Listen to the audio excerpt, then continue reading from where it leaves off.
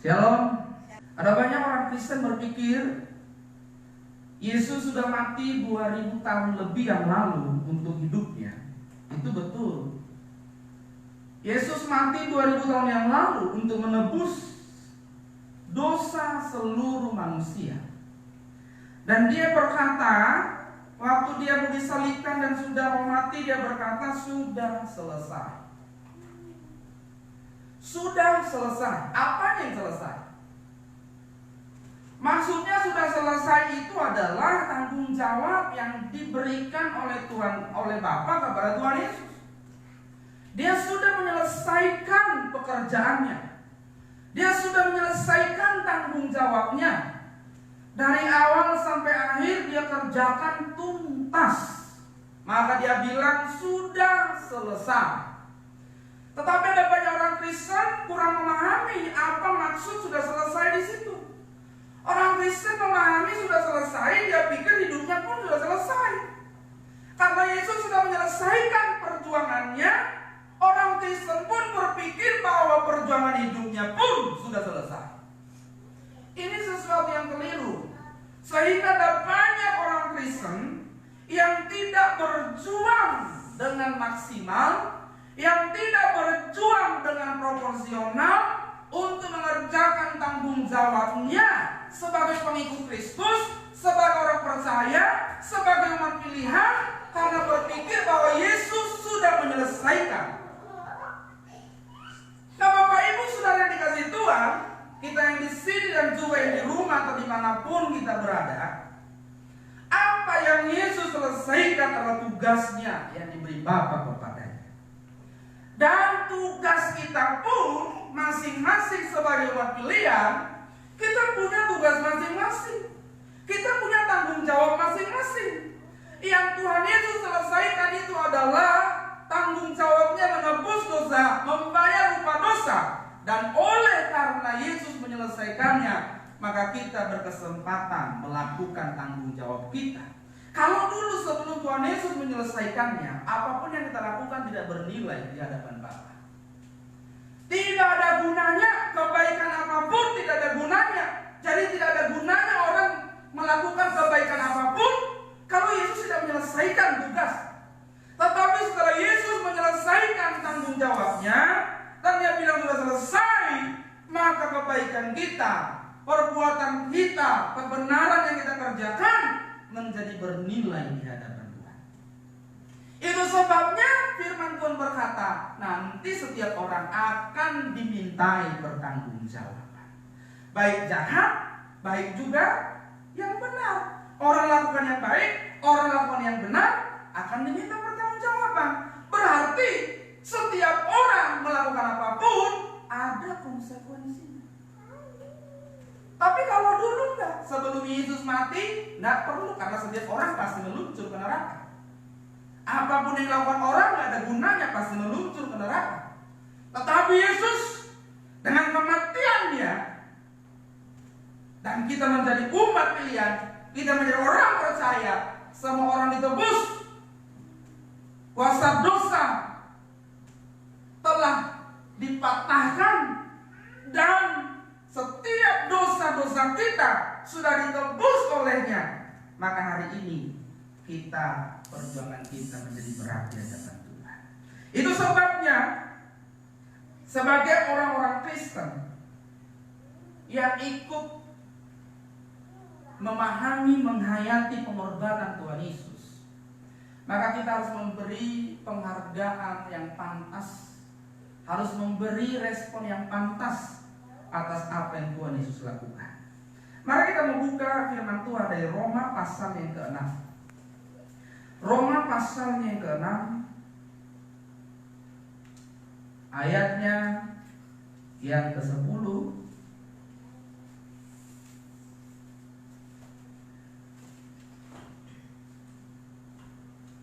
sampai dengan ayatnya yang ke-13. Sudah? Roma pasalnya ke-6 ayat 10 sampai 13. Kalau sudah ditemukan, saya akan bacakan bagi kita semuanya. Kita perhatikan baik-baik. ayat 10 sampai 13. Sebab kematiannya adalah kematian terhadap dosa, satu kali dan untuk selama-lamanya. Dan kehidupannya adalah kehidupan bagi Allah. Demikianlah hendaknya kamu memandangnya, bahwa kamu telah mati bagi dosa, tetapi kamu hidup bagi Allah dalam Kristus Yesus. Sebab itu hendaklah dosa jangan berkuasa lagi di dalam tubuhmu yang fana, supaya kamu jangan lagi menuruti keinginannya. Dan janganlah kamu menyerahkan anggota-anggota tubuhmu kepada dosa untuk dipakai sebagai senjata kelaliman, tetapi serahkanlah dirimu kepada Allah sebagai orang-orang yang dahulu mati, tetapi yang sekarang hidup. Dan serahkanlah anggota-anggota tubuhmu kepada Allah untuk menjadi senjata-senjata kebenaran. Saudaraku yang dikasihi Tuhan, kalau kita menjadi orang Kristen yang ikut ambil bagian di dalam meresponi anugerah yang Tuhan berikan, Dia mati menebus kita 2000 tahun lebih yang lalu, bukan perjuangan yang mudah.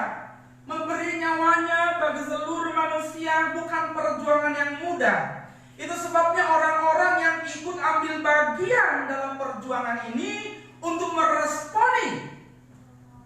Jadi apa yang kita kerjakan bukan usaha untuk selamat. Apa yang kita lakukan, hidup kita berjuang untuk hidup benar, untuk tidak dikuasai dosa, untuk tidak menyerahkan anggota-anggota tubuh kita menjadi senjata-senjata kelaliman. Itu bukan usaha untuk selamat, tetapi respon terhadap anugerah yang Tuhan beri. Jadi saudara, Bapak Ibu yang dikasihi Tuhan, kalau kita berjuang untuk hidup sungguh-sungguh, untuk hidup benar di hadapan Tuhan, itu bukan supaya sebagai usaha untuk selamat, karena tanpa anugerah kita nggak bisa selamat.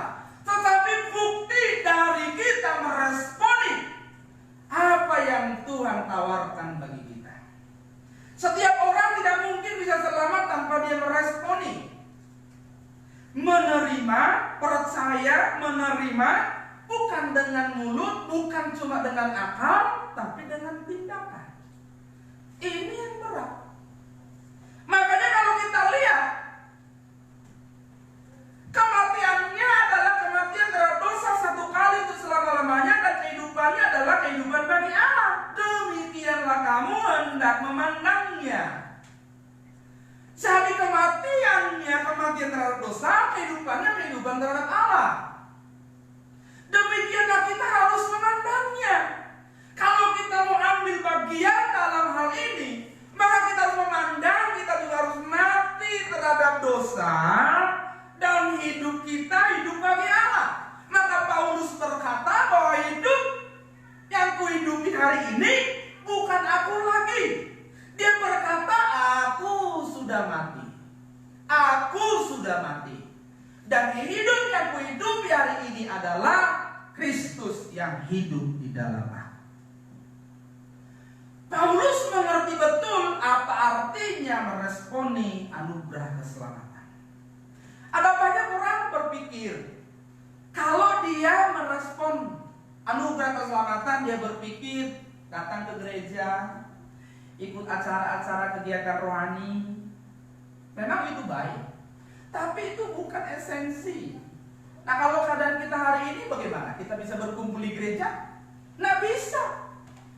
Maka kita hari ini harus sadar, harus menyadari bahwa esensi dari kekristenan bukanlah liturginya, bukanlah tata ibadahnya, bukanlah tempatnya. Esensi dari kekristenan adalah bagaimana kita setiap kehidupan kita, dimanapun kita berada, kita membawa kehidupan Yesus yang telah mati bagi dosa dan bangkit bagi Allah. Jadi kita harus mengerti bahwa kamu telah mati bagi dosa, tetapi kamu hidup bagi Allah dalam Kristus Yesus. Sebab itu hendaklah dosa jangan berkuasa lagi dalam tubuhmu yang fana, supaya kamu jangan lagi menuruti keinginan. Jadi jangan berpikir begini. Waktu Yesus sudah mati bagi kita, lalu Tuhan mengambil alih seluruh hidup kita seperti robot. Ayat ini bilang dosa jangan berkuasa lagi atasmu. Kalau kematian Yesus mengambil alih semua tanggung jawab kita, ayat ini tidak perlu ada, karena Yesus yang akan menangkalnya. Kalau ada dosa mau masuk, Yesus tangkal, tidak perlu. Tetapi di sini ada sebuah hal yang disampaikan bahwa perjuangan untuk tidak dikuasai dosa dalam tubuh kita yang fana itu adalah bagian kita. Setelah Yesus menyelesaikan perjuangannya, maka kita juga menyelesaikan perjuangan kita. Maka Yesus berkata, barang siapa tidak menyangkal dirinya dan memikul salibnya, ia tidak layak bagi. Saya mau tanya dulu, yang di sini dan yang di rumah, kira-kira yang dipikul Yesus dulu 2000 tahun lebih yang lalu salib siapa? Salib siapa itu? Salib Yesus apa ikut salib kita? Hah? Salib Yesus. Dia sudah bawa sampai di Golgota. Nah sekarang begini, kalau itu salib kita nggak usah perlu pikul salib hari ini. Dia nggak perlu bilang barang siapa ikut aku dia harus angkal diri pikul salibnya. Loh, kalau kemarin Yesus sudah bawa di Golgota udah sampai. Kok pikul lagi, bawa balik lagi dong kalau gitu? Enggak. Artinya kita juga punya salib masing-masing. Benar nggak? Kita juga punya salib masing-masing. Tentu salib kita itu tidak sebesar salib Tuhan Yesus. Benar nggak? Iya. Tapi masing-masing kita punya salib. Dan salib saya mungkin tidak sebesar salib yang lain. Dan salib saudara mungkin tidak sebesar salib saya. Tetapi masing-masing kita punya salib sendiri. Dan kita pasti sanggup memikul salib kita masing-masing. Yesus berkata, kalau kamu tidak menyangkal diri dan pikul salib, kamu tidak layak mengikut aku. Loh, kalau Yesus sudah menyelesaikan semuanya, bagian kita juga kok suruh pikul salib lagi? Kenapa? Berarti bagian kita belum selesai. Maksudnya begini, kalau dulu sebelum Yesus menyelesaikan bagiannya, apapun yang kita lakukan tidak akan ada gunanya. Tapi hari ini karena anugerah itu memberi kita peluang, memberi kita kesempatan untuk melalui apa yang kita kerjakan, kita bisa menyenangkan hati Tuhan. Kita bisa menyenangkan hati Bapa. Kita bisa menyenangkan hati Tuhan. Kenapa? Karena kita sudah diberi kesempatan. Kita menjadi dipandang lagi oleh Bapa karena korban Tuhan Yesus Kristus.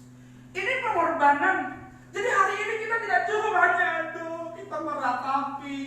Tuhan sedih banget ya. Kalau udah hari Jumat Agung begini ya, apalagi kalau diputar video nangis-nangis. Sedih banget. Aduh, waktu dicambuk sakitnya Tuhanku, kasihan. Nggak begitu. Bagaimana kita menunjukkan kasih cinta kita kepada Tuhan? Kita harus ikut ambil bagian dalam kematiannya dan ikut ambil bagian dalam kebangkitan. Kematiannya terhadap dosa dan kebangkitannya terhadap Allah. Kebangkitannya untuk kemuliaan Allah. Artinya apa? Kalau kita ada dalam Tuhan Yesus, kita harus mati terhadap dosa. Manusia-manusia lama kita berjuang membuangnya. Satu demi satu harus dibuang. Jadi jangan berpikir saudaraku, begitu kita terima Yesus, aku terima mau sebagai Tuhan dan Juru Selamat, manusia lama udah langsung mati, terkubur. Lu buktinya masih jahat aja. Ya, masih bohong, masih kasar. Enggak. Proses waktu demi waktu satu-satu berguguran, satu-satu hilang,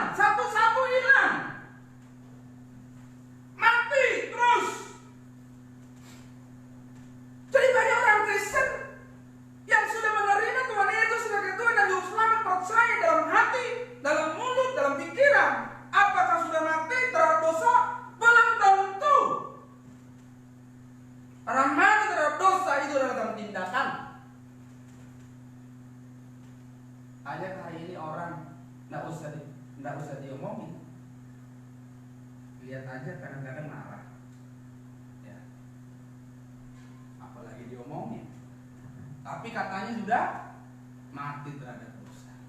Ku telah mati dan tinggalkan. Maka sebenarnya lagunya kalau saya sih ya lebih cocok dibikin ku akan mati. Gitu?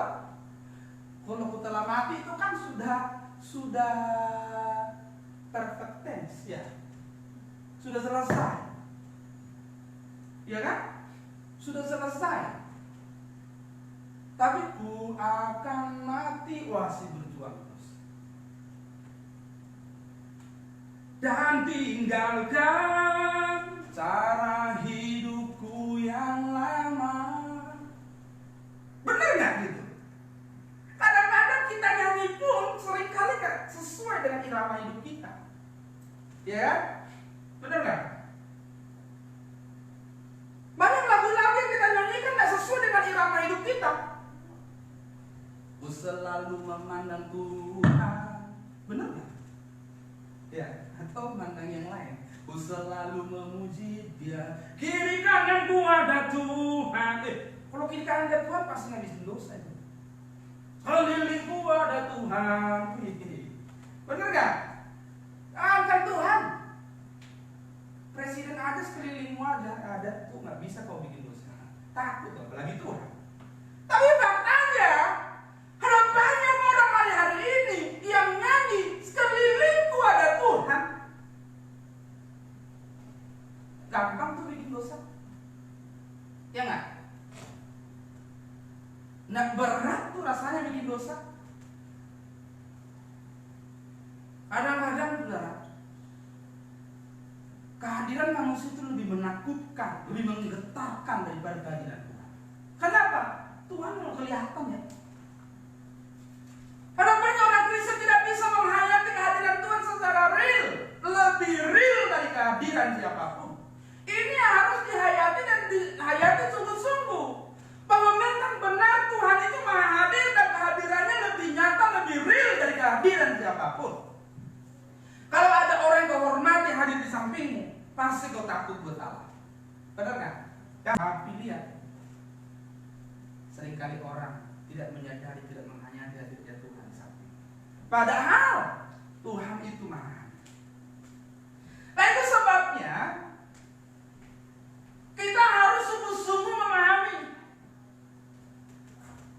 Tidak hanya sekedar merenungkan betapa sakitnya yang dialami Yesus, itu sudah selesailah sudah. Kadang-kadang kita kalau ada kejadiannya itu sedih banget ya. Sama kayak ada orang meninggal, sedih banget waktu lihat dia meninggal. Habis pulang dari situ udah lupa tuh sedih. Aduh sedih banget tuh, ikut nangis-nangis ya. Habis dari situ lupa tuh sedihnya tuh. Udah gak ketahuan lagi. Ada begitu. Oh kalau Jumat Agung seperti pembersihan dosa. Tuhan Yesus, Kau begitu mengasihiku. Malaikat bilang, gak perlu. Kau begitu mengasihiku. Gak usah gitu-gitu. Terus gimana dong? Buktikan aja kasihmu sama Tuhan. Ya? Kadang-kadang sama seperti perempuan-perempuan Yerusalem berarti. Ini menunjukkan kesedihannya. Waktu Tuhan Yesus ditangkap, lalu disiksa, nangis Tuhan. Lalu Yesus bilang, jangan tangis ya. Kenapa saudara? Kadang-kadang pun kita seperti itu. Kita hanya sekedar menunjukkan kesedihan, simpati. Simpati bukan dari sikap sungguh-sungguh dari hidup kita. Simpati yang terbaik, simpati yang Tuhan minta, respon yang Tuhan minta dari pengorbanannya adalah sikap hidup, kelakuan hidup, tindakan hidup yang sungguh-sungguh melakukan kehendaknya. Kalau tidak saudaraku, maka semua simpati yang kita tunjukkan tidak akan berguna. Dan janganlah anggota tubuhmu kepada dosa untuk dipakai sebagai senjata kelaliman. Tetapi serahkanlah dirimu kepada Allah sebagai orang-orang yang dahulu mati, tetapi yang sekarang hidup.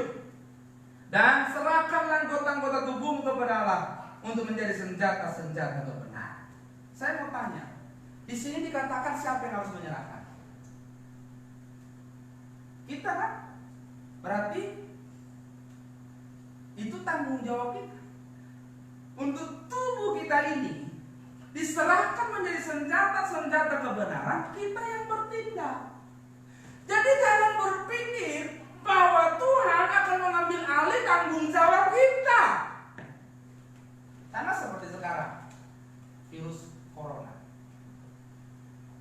Kita harus ngerti, walaupun hari ini banyak orang mengambil perbandingan waktu Mesir kena tulah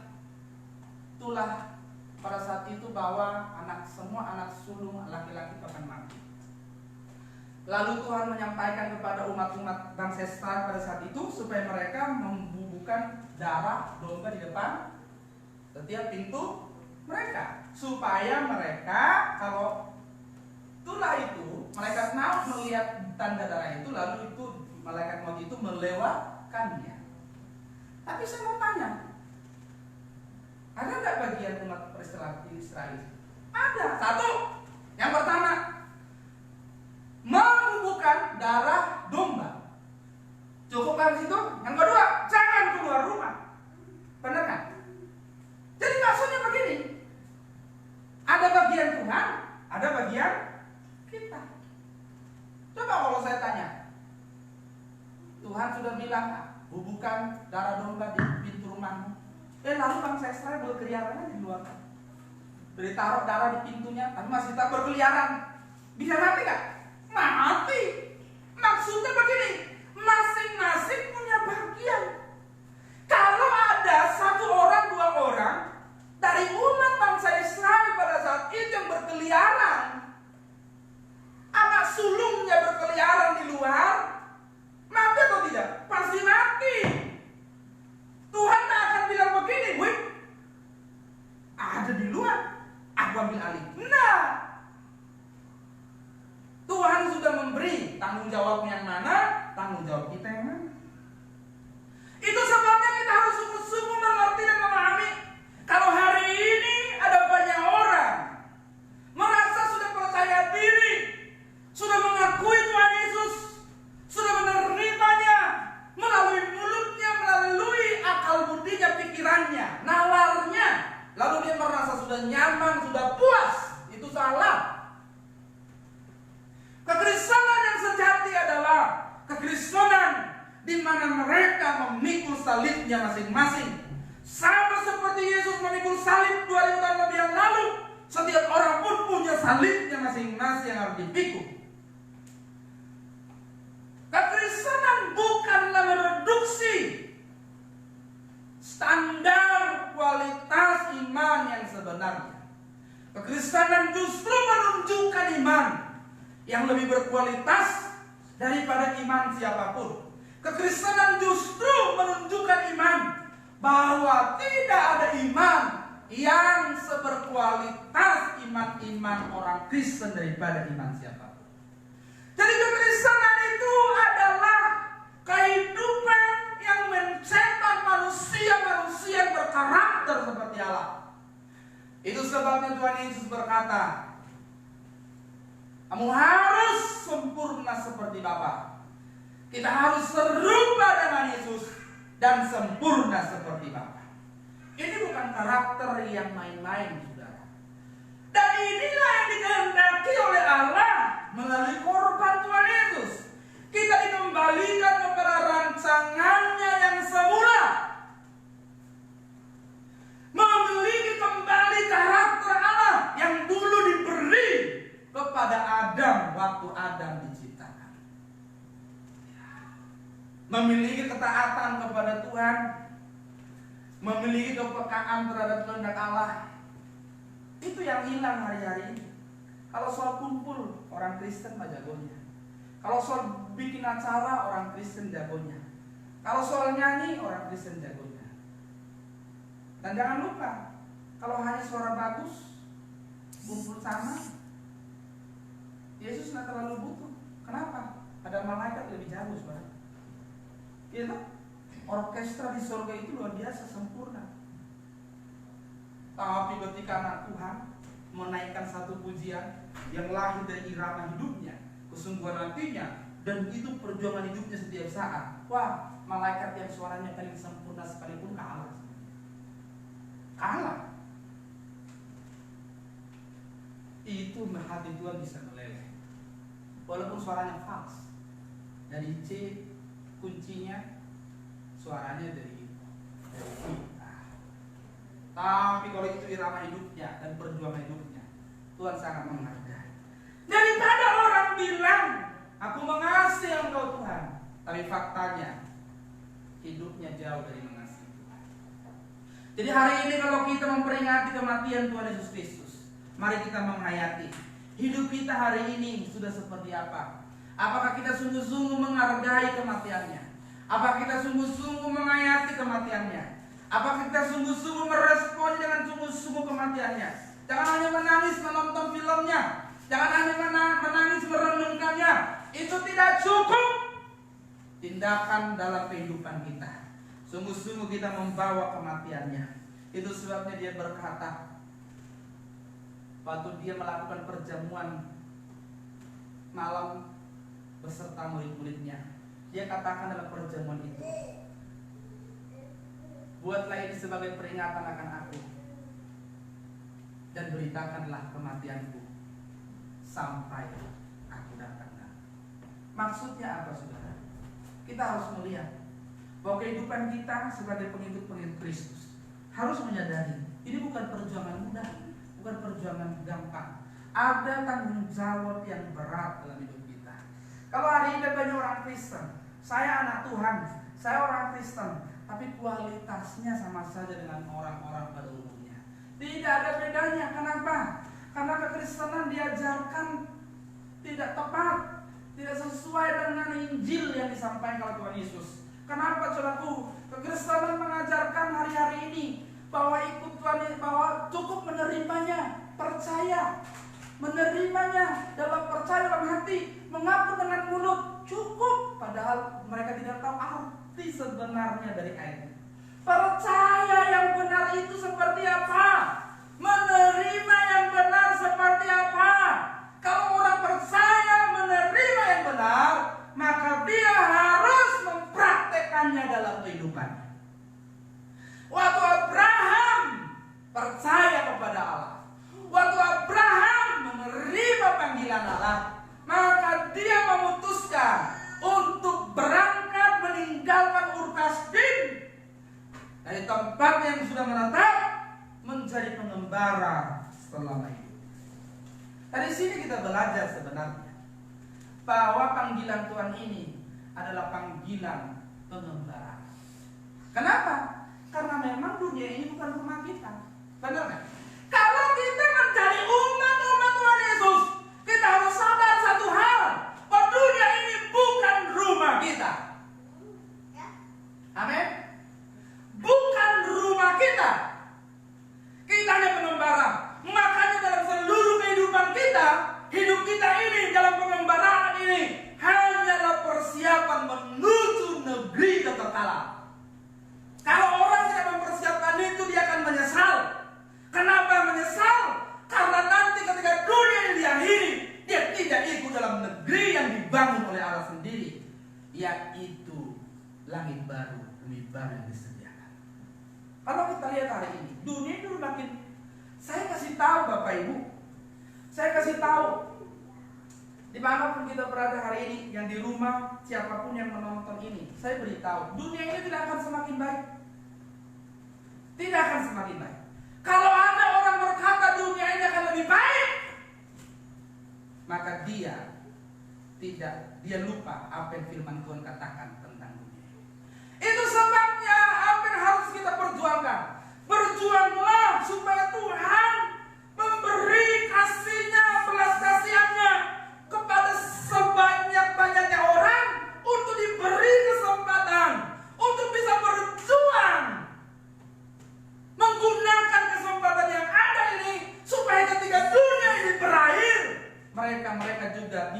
diselamatkan. Mereka juga ada hidup dalam kekekalan nanti.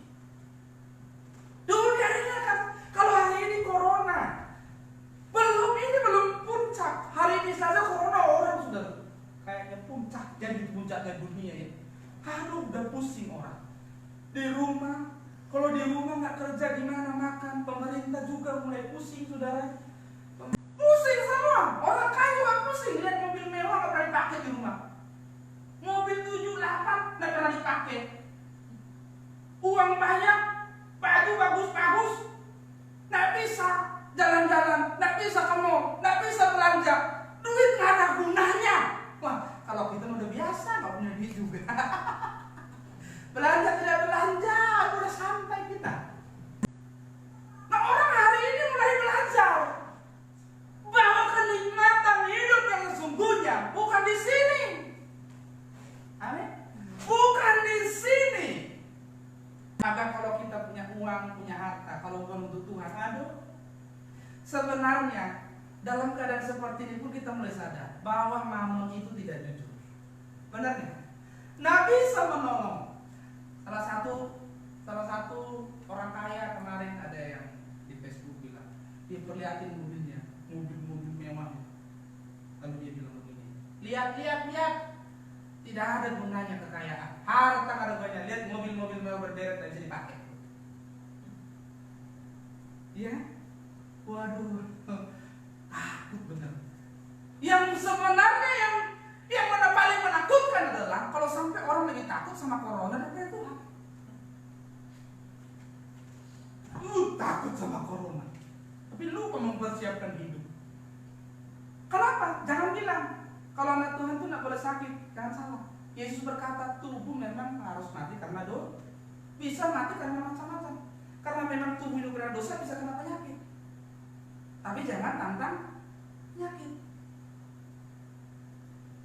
Yesus, waktu iblis mencoba Yesus bilang begini, dia dibawa ke hubungan baik Allah di Yerusalem, baru dia bilang, jatuhkanlah diri. Karena ada tertulis, dia akan menyuruh malaikat yang menatang. Yesus bilang apa? Jangan mencobai. Kira-kira kalau Yesus terjun bisa nggak? Bisa. Tapi benar loh, bisa dia luka benar karena mencobai. Tapi kalau ada dia lagi berdiri, ada yang dorong, peluk gitu ya, dia nggak tahu. Harus Tuhan tolong. Tapi kalau sengaja, buktikan ya. Aku lagi virus corona juga nggak boleh gitu. Mana corona? Gue buktikan ya. Kalau kau kena aku mencobai Tuhan. Bukan begitu. Maka ada orang hari ini bilang begini, firman Tuhan berkata di amanat agung mereka akan memegang ular dan kalajengking. Mereka akan minum racun maut dan mereka tidak akan mati celaka. Itu maksudnya kalau kau nggak tahu ada orang yang ngerjain, kau dilindungi. Tapi kalau kau lagi penginjilan, mana racun? Mana ular? Jangan salah itu kalau kau ditabuk lalu mati. Tapi kalau kamu melayani Tuhan, hidup kemuliaan Tuhan, ada orang yang berniat buruk terhadapmu seperti itu, Tuhan akan menolongmu, menjagamu. Amin. Sekalipun Tuhan tidak nolong, jangan bilang, mana Tuhan?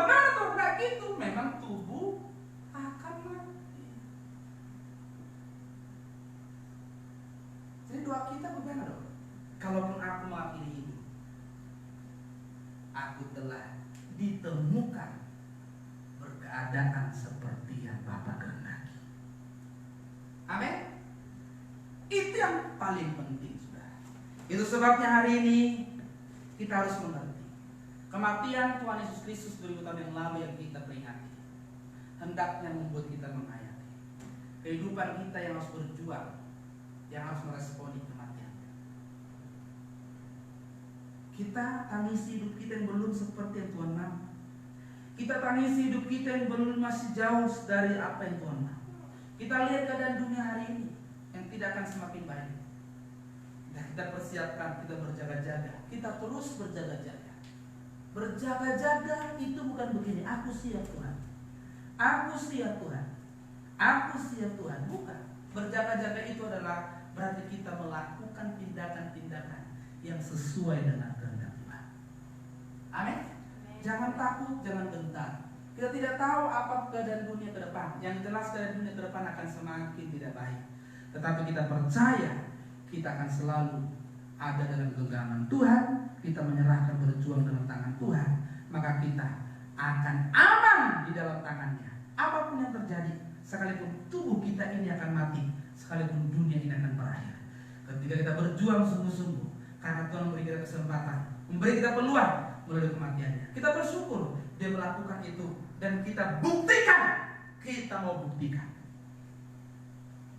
rasa cinta, rasa kasih kita kepada Tuhan melalui kelakuan hidup kita. Amin. Jangan lagi hanya melalui seremonial. Jangan lagi hanya melalui pengakuan mulut. Kita buktikan melalui tindakan kita. Kita mau jadi seperti Yesus, memiliki karakternya, hidup menyenangkan hati Bapa. Di dalam hidup kita ini, kita punya dua hal. Yang pertama, melakukan kehendak Bapa dan menyelesaikan pekerjaan. Amin.